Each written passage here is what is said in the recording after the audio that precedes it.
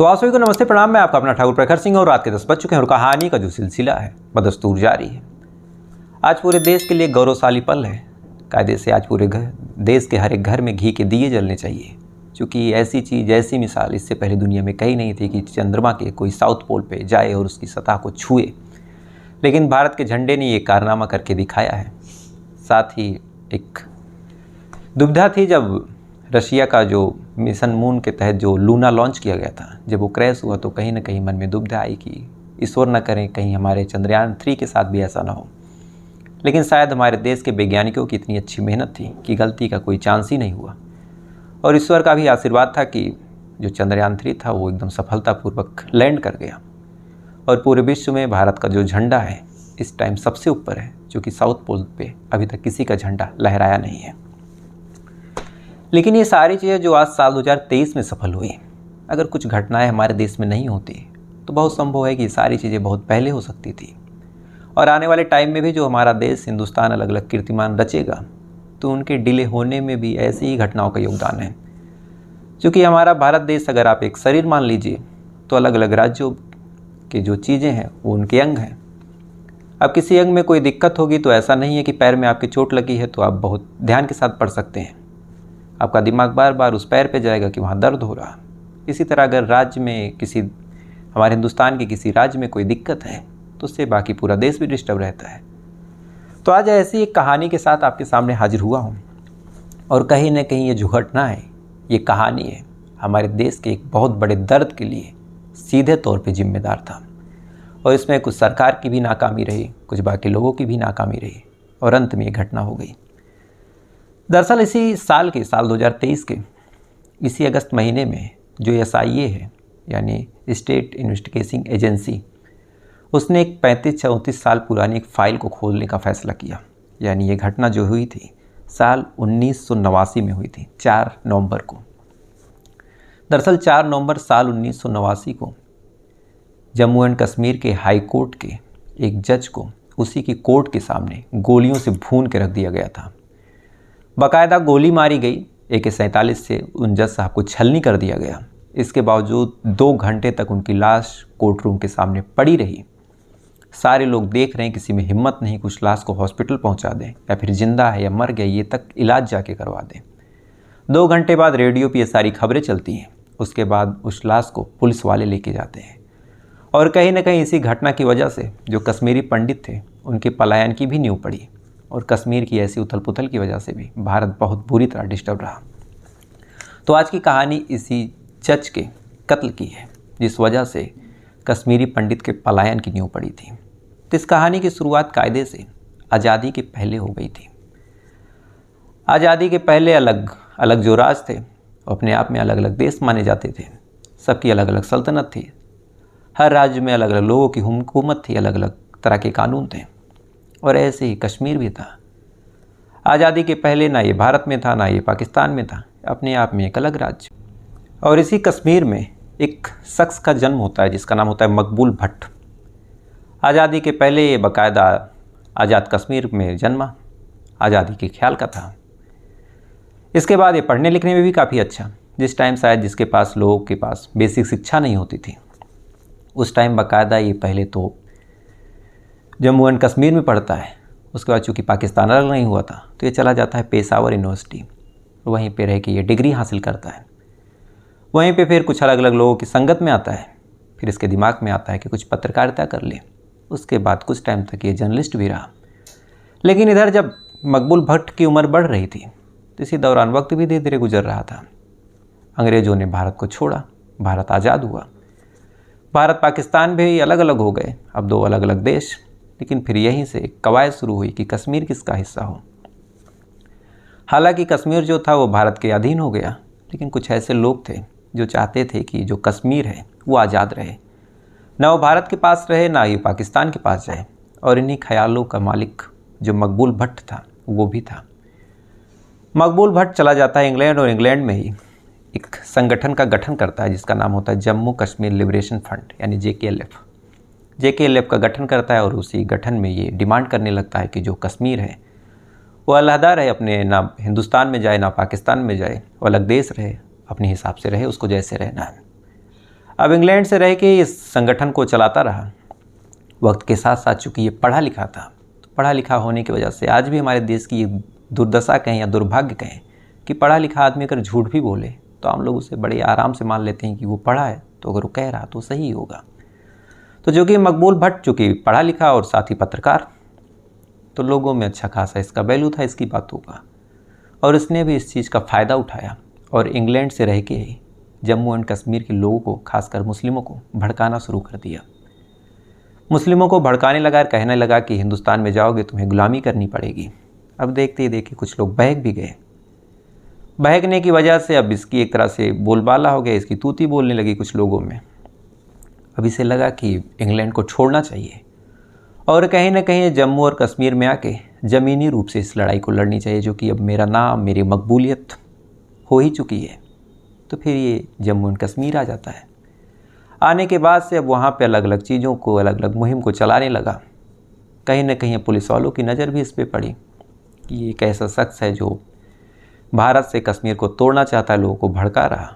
तो पुलिस वाले और बाकी जितनी एजेंसियाँ थी वो भी इसके ऊपर नज़र रखने लगी।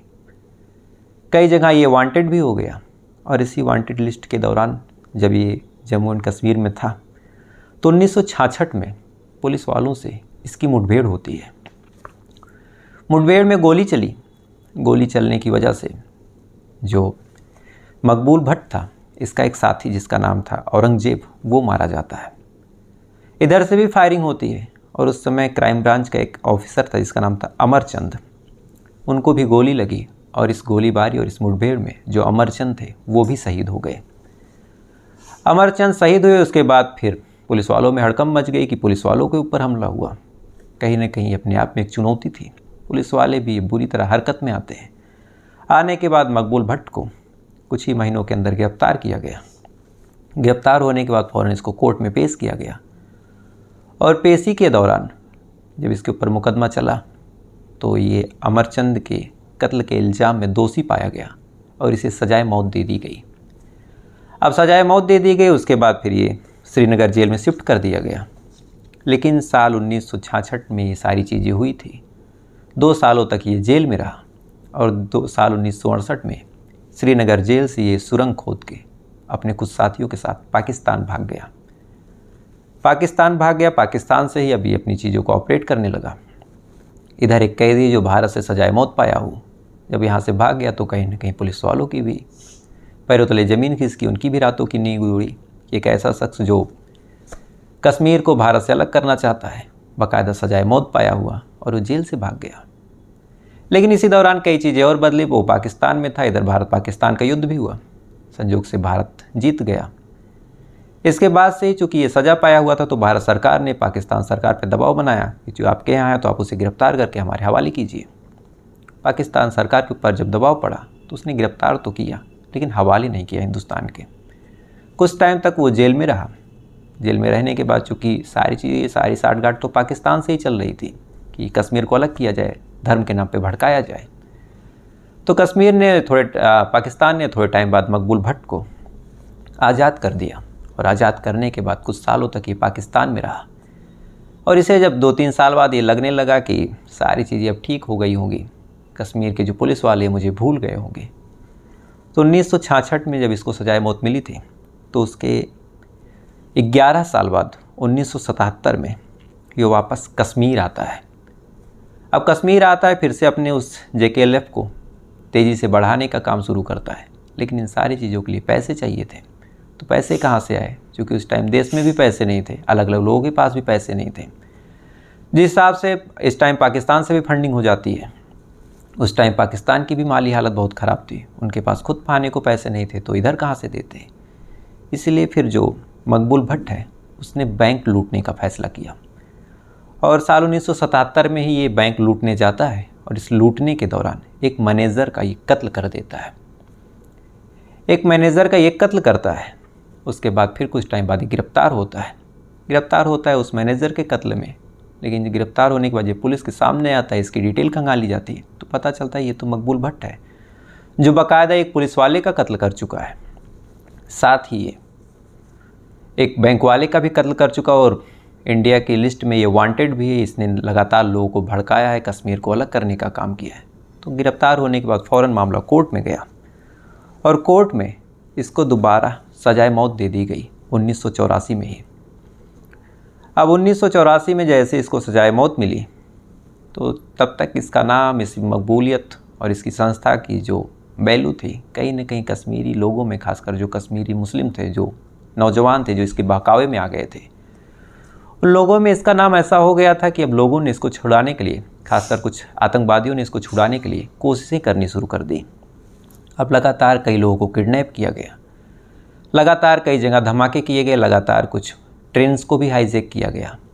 और इसी में साल 1984 में एक इंडियन डिप्लोमेट थे, ये इंग्लैंड में तैनात थे, वहाँ पे उनको किडनैप कर लिया गया। इस टाइम इंदिरा गांधी की सरकार थी। उसके बाद किडनैप करने के बाद इंदिरा गांधी से ये कहा गया कि आप मकबूल भट्ट को छोड़िए, नहीं तो फिर हम इसको मार देंगे, जो इंडियन डिप्लोमेट थे। अब एक इंडियन डिप्लोमेट, उसके किडनैपिंग का मामला, सरकार भी एक तरह से डिस्टर्ब हो गई कि अब क्या करें। लेकिन इंदिरा गांधी का क्लियर स्टेटमेंट था कि हम ऐसे मामलों में, खासकर किसी आतंकवादी के लिए, किसी से कोई भी नेगोशिएशन नहीं करेंगे, यानी हम किसी भी सूरत में किसी भी आतंकवादी को अब नहीं छोड़ेंगे। थोड़े टाइम तक ये कवायद चलती रही, लगातार उधर से मांग होती रही, लेकिन अंत में जब भारत सरकार नहीं झुकी तो उन इंडियन डिप्लोमेट को गोलियों से भून दिया गया और अंत में उनकी लाश भारत सरकार के हवाले की जाती है। अब जैसे ये चीज़ हुई तो भारत के लोगों में गुस्सा, सरकार भी एक तरह से खफा हो गई कि अब इस चीज़ का तो बदला लेना है। फ़ौरन ये कहा गया कि अब जान के बदले जान, यानी एक शख्स जिसे 1966 में सजाए मौत दी गई, 1977 में फिर वो गिरफ्तार हुआ, 1984 तक सारी चीज़ें बिल्कुल ठीक चलती रही। लेकिन जब ये घटना हुई तो फिर इसे लगा कि अब तुरंत इसको फांसी देनी है। फिर क्या था, अब सारी चीज़ें हरकत में आई, सरकार फ़ौरन हरकत में आ गई। राष्ट्रपति से कहा गया कि इसकी मर्सी पिटीशन को खारिज कीजिए, उन्होंने वैसा ही किया। फिर चूँकि ये मामला जो था ये जम्मू एंड कश्मीर के हवाले से था, तो जो फैसला ले सकती थी वो वहीं की सरकार ले सकती थी। यानी उसके जो प्रक्रिया होती है कि अगर जो राष्ट्रपति है उन्होंने अगर सज़ा खारिज कर दी, मानी माफ़ी, जो मर्सी पिटीशन होता है अगर उसको खारिज कर दिया और सज़ा बरकरार रखी, तो ऐसे हाल में फिर से जहाँ का ये मामला होगा वहाँ की हाई कोर्ट या फिर वहाँ की कोर्ट जो है वो फिर से फैसला देगी कि हाँ इतनी तारीख को फांसी दी जाए। तो फिर से कुछ लोग आते हैं जो सरकार के आला दर्जे के ऑफिसर थे, वो कश्मीर आते हैं, वहाँ के हाई कोर्ट के सामने जो जज साहब थे उनसे कहते हैं कि आप जल्द से जल्द फांसी की आदेश दीजिए। फिर क्या था, 1984 में इनको फांसी का आदेश हुआ और इस आदेश को देने वाले जो जज साहब थे उनका नाम था नीलकंठ गंजू। अब जस्टिस नीलकंठ गंजू ने फांसी की सज़ा दी और जैसी ये सज़ा दी उसके बाद ये हुआ कि जो जज साहब थे इन्होंने फांसी की सज़ा दे दी। मामला तेज़ी से फैला और 1984 में ही सज़ा देने के कुछ ही दिनों बाद इनके ऊपर बम से हमला हो जाता है। बम से हमला हुआ, लेकिन उस हमले में ये बाल बाल बच जाते हैं और कायदे से सरकार की नाकामी कहें कि एक जज जिसने किसी आतंकवादी को सज़ा दी थी उसकी सुरक्षा की जिम्मेदारी उठानी चाहिए था जिसके ऊपर हमला हुआ। लेकिन सरकार कुछ टाइम तक तो सुरक्षा देती है, लेकिन वक्त के साथ साथ ये सारी चीज़ें छोड़ देती है। और संयोग से 11 फरवरी 1984 को ही जो मकबूल भट्ट था इसको फांसी भी दे दी गई दिल्ली के तिहाड़ जेल में। अब फांसी देने के बाद सारी चीज़ें आदमी भूल भी सर गया और यही मकबूल भट्ट है जिसके बारे में कहा जाता है कि इसका जो भूत है आज भी तिहाड़ जेल में घूमता है। अब मकबूल भट्ट का किस्सा जैसे ही ख़त्म हुआ, यहीं से एक दूसरे शख्स का किस्सा शुरू हुआ जिसका नाम था यासिन मलिक। साल 1983 में 13 अक्टूबर की ये तारीख थी जब इंडिया और वेस्ट इंडीज़ का मैच चल रहा था, क्रिकेट मैच। और इसी क्रिकेट मैच में जैसे लंच ब्रेक होता है, कुछ लोग जाते हैं और मैच को ख़राब करने की कोशिश करते हैं, यानी पिच में कुछ डिस्टर्बेंस करने की कोशिश करते हैं। लगभग 12 लोग गिरफ्तार होते हैं और इन 12 लोगों में एक लड़के का नाम आता है जिसका नाम था यासिन मलिक। यासिन मलिक ने एक पार्टी बनाई थी जिसका नाम था ताड़ा पार्टी और इस पार्टी का वो वही उद्देश्य था कि कश्मीर को चाहे जैसे भारत से अलग करें। और कहीं न कहीं ये पार्टी पाकिस्तान से ऑपरेट की जा रही थी कि इस पार्टी को ये कहा गया था कि आप पहले तो इन लोगों को कहिए कि जो कश्मीर है वो अलग रहेगा और जब कश्मीर अलग हो जाएगा तो हम उसको पाकिस्तान में मिला लेंगे, क्योंकि मुस्लिम पॉपुलेशन जो है वो ज़्यादा हो जाएगी। अब इसी सिद्धांत पे यासिन मलिक काम करता रहा। लगातार ये जो JKLF था उसके बैनर तले ये भी काम करना शुरू करता है। थोड़े टाइम बाद इसने अपनी पार्टी का नाम भी चेंज कर दिया। तब से ये लगातार कश्मीर के लोगों को भड़काना शुरू करता है और जब मकबूल भट्ट को फांसी दी जाती है तो कहीं ना कहीं इसके मन में खुन्नस आ जाती है कि हमारे एक संगठन के जो उसकी इस पार्टी के लोग थे, उसी की पार्टी जैसे एक दूसरे पार्टी के एक सबसे उभरते नेता को, एक बड़ी छवि को फांसी दे दी गई। तो कहीं ना कहीं अब यासिन मलिक ने सोचा कि अब बदला लिया जाए। तो बदला कैसे लिया जाए? तो फिर यहीं से कवायद शुरू हुई कि जिस जज ने फांसी दी थी उसको मार दिया जाए, क्योंकि ये सीधा मैसेज जाएगा कि अगर तुम हमारे एक आदमी को मारोगे तो हम भी एक आदमी को मारेंगे। यहीं से फिर प्लान शुरू हुआ और साल 1984 में ही पहली बार यासिन मलिक ने बम से हमला करवाया। दूसरी बार 1989 में 4 नवंबर को, जब ये जज साहब रिटायर हो चुके थे, रिटायरमेंट के बाद ऐसे ही हाई कोर्ट के सामने घूम रहे थे किसी काम से, तो वहीं पे कुछ आतंकवादी आते हैं और AK-47 से गोलियों से भून के इनका कत्ल कर देते हैं। जब इनका कत्ल होता है तो कत्ल होने के बाद 2 घंटे तक किसी में हिम्मत नहीं थी कि इनकी लाश को, यानी एक चीफ जस्टिस की लाश को कोई हॉस्पिटल पहुंचा दे। 2 घंटे तक ये लाश पड़ी रही। बाकायदा मामला रेडियो से अनाउंस होता है। उसके बाद तो कहीं पुलिस के कानों में जू रेंगती है। उसके बाद फिर लाश हॉस्पिटल जाती, पोस्टमार्टम होता है, उसके बाद अगले दिन अंतिम संस्कार। और कहा जाता है कि ये पूरे कश्मीर का ऐसा दूसरा मामला था जहां से पंडितों के पलायन का कार्यक्रम शुरू हुआ। पहला मामला एक BJP के नेता थे जिनका नाम था टीका लाल टपलू। इनका कत्ल 14 सितंबर 1989 को हुआ और इसी के 7 हफ्ते बाद दूसरा कत्ल जो जज साहब थे जिनका नाम मैंने आपको बताया, इनका कत्ल हुआ। यानी 7 हफ्ते के अंदर अंदर 2 ऐसे कत्ल हुए। और दोनों कत्लों में एक खासियत थी कि दोनों पंडित थे, कश्मीरी पंडित थे, और दोनों कश्मीरी पंडितों की आवाज़ उठाते थे। अब जैसे ये दोनों कत्ल हुए तो कहीं ना कहीं अब यहीं से कश्मीरी पंडित के लोगों में, जो कश्मीरी पंडित थी, उन लोगों में दहशत अब फैलनी शुरू हुई कि अब चीफ जस्टिस और इतने बड़े नेता जो टीका लाल टपलू थे, बाकायदा वो तो BJP के उस पूरे प्रदेश के उपाध्यक्ष भी रह चुके थे, लेकिन इसके बावजूद उनको घर के सामने ही गोलियों से भून दिया गया। जब उनका अंतिम संस्कार हुआ तो उस टाइम के BJP के बड़े बड़े नेता गए थे, लेकिन उसमें भी कुछ हुआ नहीं। और कहा जाता है कि उसमें भी JKLF का ही हाथ था। तो ये दोनों मेन ऐसी घटनाएं थी जहां से फिर कश्मीरी पंडित के पलायन का कार्यक्रम शुरू हुआ। यासिन मलिक ने बाकायदा जब ये सारी चीज़ें की, उसके बाद कुछ मीडिया के सामने इसने जिम्मेदारी भी ली। उसके बाद से लगातार ये अलग अलग जगहों पे पुलिस से, सरकार से टकराता रहा। वायुसेना के जवानों पे इसी के दौरान अंधाधुंध फायरिंग कराई गई। 4 जवान उसमें शहीद हुए। पुलिस वालों के न जाने कितने कत्लेआम हुए। उसके बाद इसी के इशारे पे न जाने कितने कश्मीरी पंडित को मारा गया। ये लगातार इस कत्लेआम को 1994 तक करता रहता है। लेकिन 1994 आते आते इसके दिमाग में एक चीज़ आ गई कि कहीं ना कहीं अब मैं मोस्ट वांटेड होता जा रहा हूँ और कहीं मेरा भी हसन मकबूल भट्ट जैसा ना हो। इसलिए फिर इसने दिमाग खेला और 1994 फिर इसने जो आतंक का रास्ता है उसको लोगों के सामने छोड़ दिया और कहा कि अब हम बातचीत करेंगे। और तब तक कश्मीर की हालत ऐसी हो गई थी और भारत सरकार भी इस कदर लाचार हो गई थी कि कश्मीर के मामले पे वो पाकिस्तान से बातचीत भी करना चाह रही थी। और यहीं से आप अपने सरकार, जो उस टाइम UPA की सरकार थी, उसकी नाकामी देखिए। कितने सारे मामलों में उसने बाकायदा मीडिया के सामने एक्सेप्ट भी किया था कि इन सारे कत्लेआम का जिम्मेदार मैं हूँ, मैंने हथियार उठाया, मैंने जो चीफ जस्टिस थे उनका कत्ल करवाया, जो नीलकंठ गंजू जी थे। लेकिन इसके बावजूद भी सरकार इस आदमी को इस तरह से पालती पोसती रही कि साल 2006 आते आते जब ये बात हुई कि अब पाकिस्तान से बात की जाए, तो उसमें जो एक लीडर निकल के सामने आया था, ये यासिन मलिक ही था। इसने सत्ता के गलियारों में भी अपना हाथ आजमाया। पाकिस्तान भी इसे एक प्रमुख लीडर मानने लगे, हिंदुस्तान की सरकार भी प्रमुख लीडर मानने लगी। लेकिन कुछ मामले ऐसे थे जो इसके ऊपर शायद हटाए नहीं जा सकते, सरकार चाहती तो भी। लिहाजा ये मामले चलते रहे। और ऐसे ही ये जो मामला था चीफ जस्टिस जिनका मैंने बताया, नीलकंठ गंजू, जिनको हाई कोर्ट के सामने मारा गया, इनके कत्ल का भी। लेकिन इस मामले में भी कोई सबूत, कोई सुराग ऐसे ठोस मिली नहीं, सिवाय उस मीडिया में दिए गए बयान के।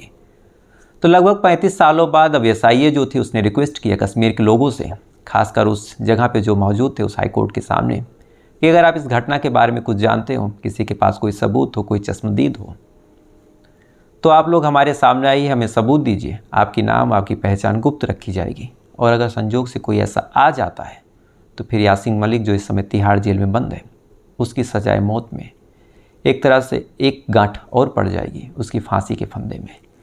लेकिन कहीं ना कहीं सरकार की जो यूपीए की सरकार थी कि उसकी नाकामी देखिए, कितनी सारी चीज़ें होती रही। एक जज को बाकायदा कोर्ट के सामने मारा गया, ऑन द रिकॉर्ड 700 कश्मीरी पंडितों को मारा गया, लेकिन इसके बावजूद सरकार जो है पाकिस्तान से समझौते की बातचीत करती रही।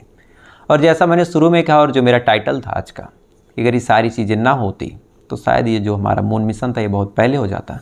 क्योंकि अगर आप जोड़िए 1966 से ही जो मैंने अभी तक रिकॉर्ड पे बात की मकबूल भट्ट के, और 1994 तक लगभग 20 से ज़्यादा सालों तक तो अगर कश्मीर डिस्टर्ब रहा और आज भी है, तो ऐसी हालत में एक बड़ा तबका साइंस और इन सारी चीज़ों से पीछे रह गया और आज ये सारी चीज़ें लेट हो गई। अगर ये सारी चीज़ें जो कश्मीर में हुई ये चीज़ें ना होती, सरकार डिस्टर्ब ना रहती, तो शायद इन जो हमारे देश की इसरो है, बाकी और भी वैज्ञानिक एजेंसियाँ जो हैं, उन पे और अच्छे से फोकस होता। और हमारे इतने होनहार हैं कि हमने तो साइकिल से सफ़र शुरू किया था, तो ये सारी चीज़ें बहुत पहले ही हो जाती और न जाने कितने और अब्दुल कलाम निकलते। लेकिन एक बड़े तबके को भड़काया गया, कश्मीरी मुसलमानों को, और कश्मीरी जो पंडित थे उनका तो क्या हश्र हुआ बताने की आवश्यकता नहीं। तो मुसलमान भी कट गया कश्मीर का, हिंदू भी कट गया, ब्राह्मण कट गए। तो कहीं ना कहीं एक पूरा राज्य जब इस तरह से डिस्टर्ब रहा, तो उतना बड़ा राज्य है तो क्या कम से कम 50 वैज्ञानिक भी नहीं निकलते। लेकिन यासीन मलिक और मकबूल भट्ट जैसे लोगों ने इस तरह से इस प्रदेश को नोचा खसोटा कि आज भी जख्म है। और सरकार की नाकामी की अगर शुरुआत से ही शिकंजा कसा गया होता, यासीन मलिक जैसे लोगों को इस तरह से मकबूलियत न दी गई होती, जो जज साहब का कत्ल का मामला था उसमें ही इसको अगर सजाए मौत उसी टाइम दे दी गई होती, तो शायद ये सारी चीज़ें नहीं होती। तो फिलहाल ये थी पूरी कहानी, और इस कहानी को मैंने बड़ा शॉर्टकट में सुनाया, चूँकि अगर मैं मकबूल भट्ट और यासीन मलिक की पूरी कहानी सुनाने बैठ जाऊँ तो 1.5 घंटे से ज़्यादा का इनके अपराधों का फहरिस्त है। तो कहीं ना कहीं ये 3-4 कहानियों में ही कवर हो सकते हैं। लेकिन जो आज का मुझे कहना था मैंने कह दिया। तो आपसे कल फिर मुलाकात होगी किसी दूसरी कहानी के साथ। लेकिन अगर आपको मेरी बातें अच्छी लगी हों, सही लगी हों, तो कमेंट ज़रूर कीजिएगा, और ऐसी वीडियो देखने के लिए वीडियो को लाइक करके चैनल को सब्सक्राइब कर लीजिएगा। तो आपसे कल फिर मुलाकात होगी किसी दूसरी कहानी के साथ। तब तक अच्छे रहिएगा, खुश रहिएगा, अपना ख्याल रखिए, अपने देश का ख्याल रखिए। जय हिंद, वंदे मातरम।